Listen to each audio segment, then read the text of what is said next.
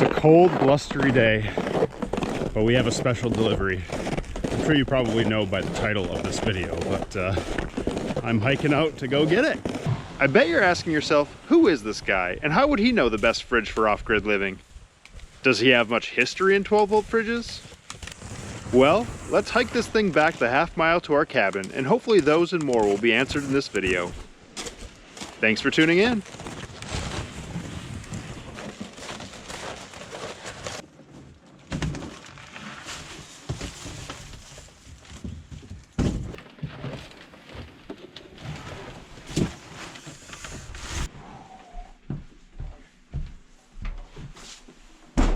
Check it out, so here it is, the VL75 Pro S. It's our brand new fridge for off-grid living. It is nearly double the size of the fridge that we had in our van. So as many of you know, Katie and I built out a camper van on our channel.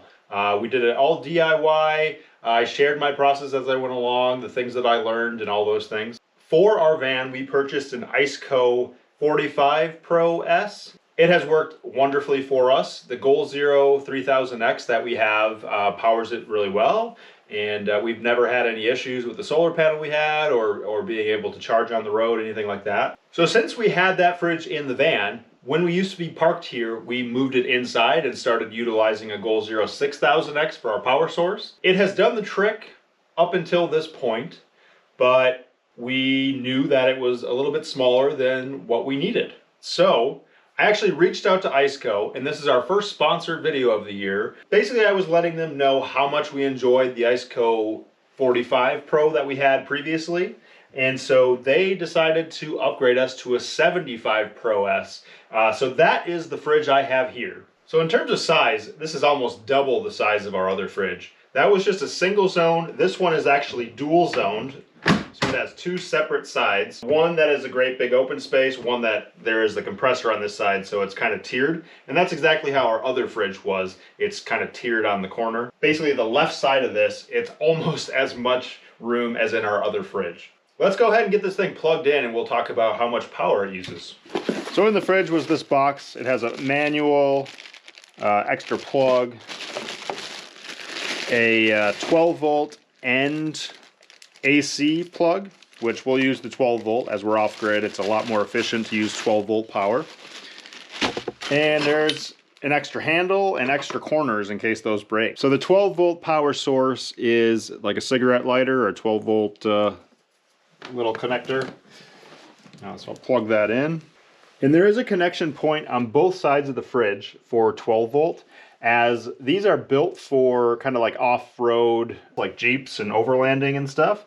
So they're nice and rugged, and then you can power them on both sides. But go ahead and plug that in. And then on this one, because it's dual zone, it tells you the temperature on both sides, and then you can set. So I'll set it down to 39, maybe 38 for both sides, as that is refrigerator temperature, usually under 40. So there is a battery monitor system down here, and so holding this, you can change the level you will allow the battery that you're pulling off of to get down to. So here is a look at where those battery protection cutoffs are. So it'll basically go off the voltage. So if you have it, the cutoff would be 9.6 volts, 10.1 volts, 11.1 volts. It still won't kill the battery completely if it stops at 9.6 volts, but that's pretty much a dead battery. You're not going to start your truck with a 9.6 volt on your 12 volt battery. The lowest, is pretty much dead battery. And then you can make sure that it cuts off so that you have a certain percentage of your battery left. And then there is a max and an eco mode.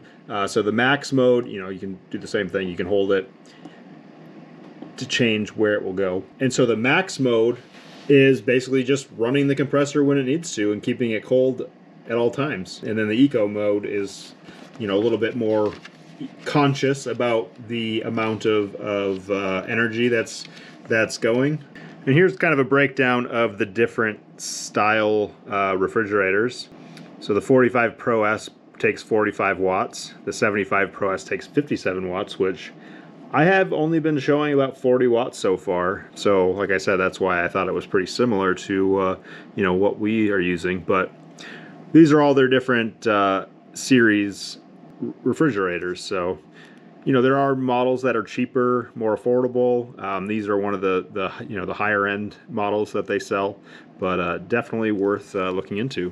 One of the first things I noticed about the new fridge was the handles are different. In the past, you had to push in to get it to be able to open it, and it was kind of difficult sometimes to do, but it's a really cool latching system. The new one, I mean, you push in too, but it's more of a handle. So that's a pretty awesome latching system. And what's super cool is you can open your lids from either side. That feature with the handles allows you to take off the lid on either side. And it has a really nice rubber seal all the way around, and so you can tell, you can hear it close nicely. So kind of see that.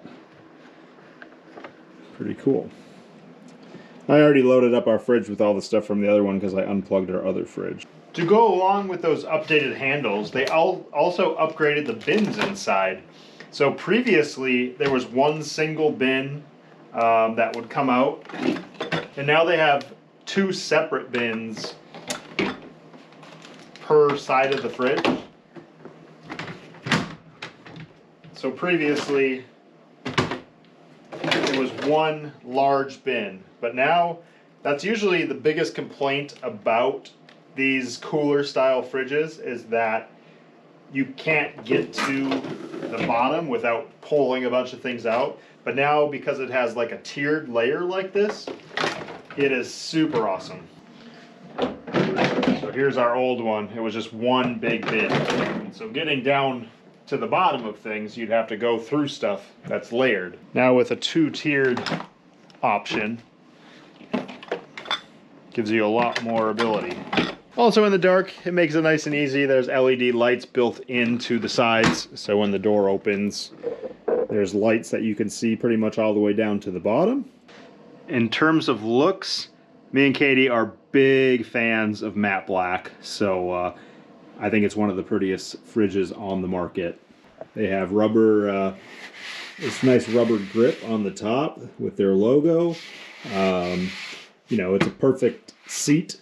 To throw a cushion on there, and it could be a bench. We're cooking in the kitchen and stuff like that. We've definitely sat around and done that. Backside has a label for the coolant that the fridge uses, which is kind of big and ugly, but otherwise just black.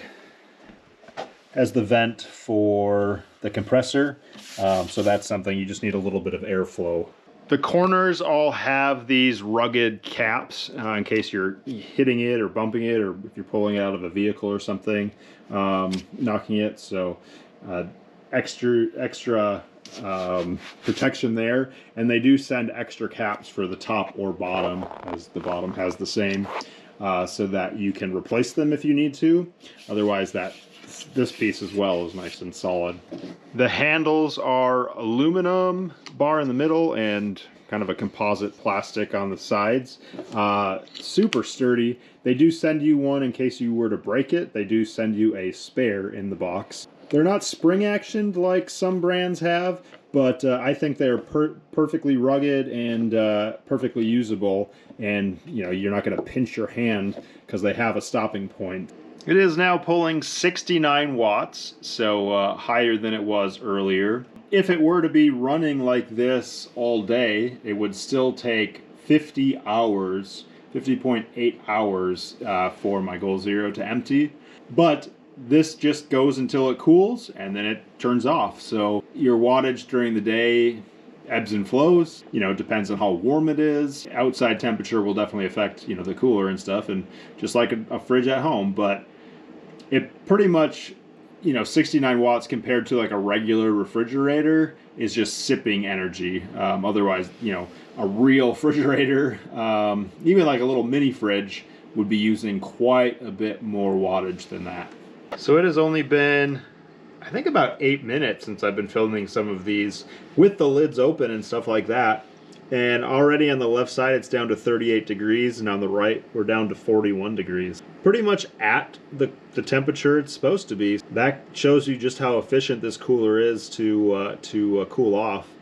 ICECO also has one of the longest warranties in the business. They have a 5-year warranty on their compressor, 1-year warranty on all the other parts, and a 30-day return policy if you're unhappy. Pretty amazing company. They have a very affordable product, lots of different options, like I said earlier, that you can kind of meet your price point. Me and Katie have made it a point that any sponsored content we are going to do is going to be a product we believe in. We don't want to be pushing things at you that we don't believe and we don't use ourselves.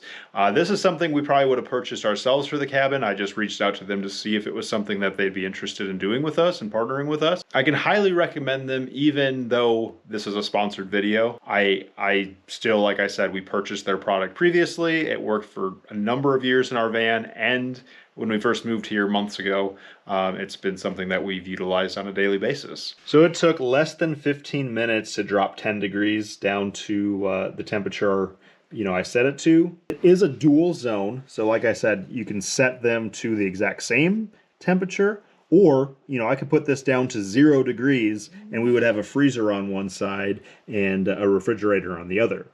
Our plan is actually, you know, right now we don't need a fridge in the van, so we're going to turn this into a freezer, and then we're going to utilize this one as our refrigerator. I was just going to mention another feature they have is a couple USB outlets, you know, if you need to charge something. ICECO does have their own battery packs, one that connects to the fridge that can be used, and one that is similar to a Goal Zero. So if you're looking for a product similar to that, they do have those options as well. So 66 watts, 65 watts seems to be what the compressor likes to do when it kicks in. So a little bit more than our 45 Pro, but still sipping energy compared to bigger refrigerators.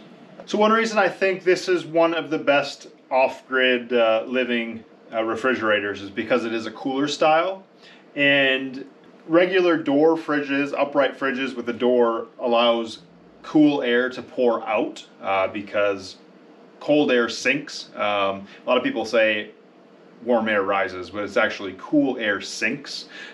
So when you have a fridge like this, you are opening it up and it's cool air that is staying sunk. So you can tell that cold air isn't coming out as often. It will keep the temperature a lot nicer. So I definitely believe in it. The biggest complaint people have about these refrigerators is normally that not being able to dig in, because right now if this was the top, I would have to move all this stuff just to get down below. But the nice thing about these bins being able to get down below, I mean, I can grab, you know, things pretty easily. One of the things I could see doing in the future is making it elevated, making a platform, possibly to have like the Goal Zero tucked underneath, or like slots for charging things, because we'll probably have our Goal Zero next to the fridge going forward. But being able to, you know, reach at a standing level would be nice. Well, I hope that answered some of your questions about the best fridge for off-grid living. If you do have any other ones, leave them in the comments below. As always, I will leave links in the description if you want to follow any of those to purchase a product. As always, I hope you enjoyed this video. If you did, give it a thumbs up, subscribe to our channel if you haven't already, and hit the bell to be notified as we post new content. Lots more off-grid content coming your way, so we will see you on the next one. Have a great week. Bye, guys. D VL75 Pro D.